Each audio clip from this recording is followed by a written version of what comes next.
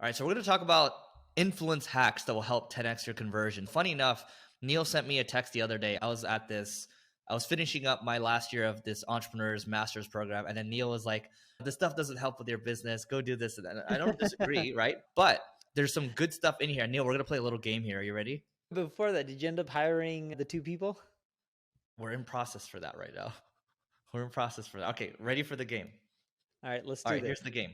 Neil, I'm going to give you 2 options here, okay? So let's say I gave you a plan to basically, you're trying to save jobs. That's your objective here, okay? So plan A is it will help you save one of 3 power plants and you will save 2,000 jobs. Are you following me so far? Power plants? You're talking about Power power plants. Yeah, plants? we're talking about power plants. You're trying to save jobs here. You're trying to make a decision on how many power plants will survive and how many jobs will survive. Okay, does that make sense? So Okay. first plan, you'll save one of the plants and one of the 3 plants and you'll save 2,000 jobs. Make sense? Yes? Yeah.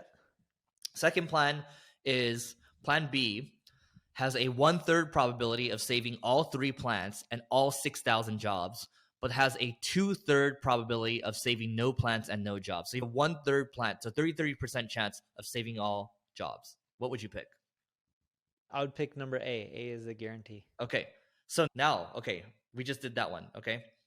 So here's the second version. And to be clear, I picked the version that says 1 plant, 2,000 jobs. Correct. The I'd rather guaranteed. have that than a chance of no jobs. Correct. All right. Ready for version 2?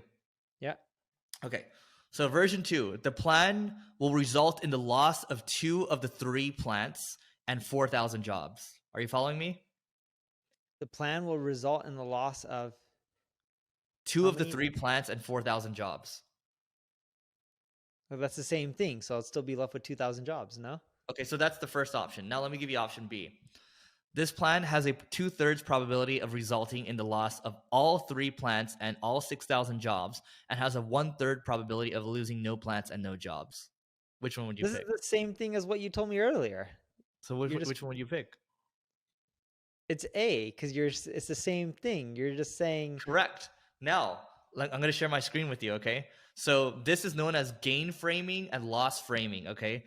Funny enough, this guy, as part of this class, he sent a survey before he taught our class. And this guy does like a lot of M&A deals. He's a professor at the London School of Business. So check this out. So you can see version 1's over here. So you pick plan A, right? So 62% of people pick plan A when it's a gain, when it's framed as a gain. But when it's framed as a loss, 73% of people pick plan B. wow.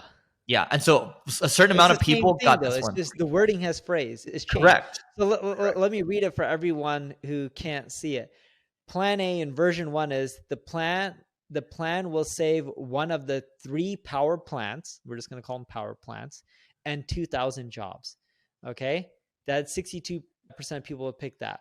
Version 2 for same plan A, this plan will result in the loss of 2 of the 3 power plants and 4,000 jobs. I would still pick that because it's like you're still going to save 2,000 jobs no matter what. While plan B in version 1 was this plan has a 1/3 probability of saving 3 power plants and all 6,000 jobs, but has a 2/3 probability of saving no power plants and no jobs, which means there's a 33% chance, or sorry, there's a 66% chance that everyone loses their job and none of the power plants are around, and we need power. And version 2 for plan B is this plan has a 2/3 probability of resulting in the loss of all 3 power plants and all 6,000 jobs, but has a 1/3 probability of losing no power plants and no jobs. It's the same thing. It's just how people are framing them. Correct. And so how you frame things is really important with your marketing. Your messaging matters at the end of the day. And you might think you have a lot more control than you do as a consumer, but you don't, because this stuff is happening to you all the time. And Neil, you as a going through this exercise, half the class got version 1, half the class got version 2. So you wouldn't have seen both versions. So who knows what you would have chose with the second one, right? If I only gave you that one, who knows? So I think I would have chose version A for both of them. So here's what I'll say. Let me add one more thing here. We'll add in some more influence hacks here. One other thing, I don't know if you know this, Neil, but when you are Okay, I'm actually just going to share the example here. Let's see. I have a couple of notes. I took a lot of screenshots here. So Those of you wait, that go can back see me. up. Here's the thing. Wait, go back all the way up. You want to know why I think the framing, not necessarily off. If you look at version 2, it says for plan A, this plan will result in a loss of 2 of the 3 power plants and 4,000 jobs. A lot of people aren't good at math. They just looked at it. I think a lot of people looked at it as there's a loss of 4,000 jobs. And if you look at this, most people would not assume or know right away, I'm taking a guess here, that 2,000 jobs would be saved. If you only got version 2 plan A, the assumption is 4,000 people are losing their jobs, and that's it. He's not actually clearly saying that 2,000 people will keep their job. Yeah, who knows, man? All I know is It's a little biased. You get what I mean? It's just depending on how you frame things, keep in mind the big lesson I would get here is not about framing a gain or a loss. I think a lot of people are just terrible at math. So if you don't break things down in a way that people can easily understand and you're not doing the math for them, you're not going to do as well. Funny enough, he actually said that. He said that. So let me scroll down. I'm going to share one more here. And there's a lot of stuff from this class this is the one that I enjoyed the most, this class. Neil, you want to read this one off? Imagine you're shopping for a... Sorry, I'm like, I have to go. Here, I'll read it. You're shopping for a dinnerware set and there is a sale at a local store where dinnerware sets are sold. You have chosen to buy the luxury line of a dinnerware set. Please indicate below the maximum price you're willing to pay for the following dinner set. Dude, the text below is too small for me to read. Okay, here, I'll read it. Okay, funny enough. So Neil, let me ask you this. So you can choose between buying 2 luxury sets of dinnerware, okay? So the first set is you get 24 pieces, okay? And you get 8 dinner plates, all in good condition. You get 8 soup bowls, all in good condition. You get 8 dessert plates, 8, all in good condition. What are you willing to pay for this? $1. I don't want to spend a lot of money. Oh my God. Okay, useless. All right. So second option. Okay, so $8. So I'm getting 24 pieces in essence, right? All in good condition. Yeah. So for the 24 pieces, I don't know. I would pay, call it $2 a plate. Okay. I'll do $100. I'll round. I'll give you $100. Let's say $100. Really nice because you're saying this is luxury quality, right? Yep. Okay, next one. So luxury set. Now you get 40 pieces, Neil. So you get the same 24, all in good condition, but you get 8 cups. 2 of them are broken, and you also get 8 saucers. 7 of them are broken. How much are you willing to pay for this one? So instead of 100, I probably would pay like 110, 120. Okay, yeah, you're not a normal person. So usually what happens? I really want to pay $100 as well, and I would say, hey, it's broken, give me a discount and get more for my money because the original 24 is all in good condition.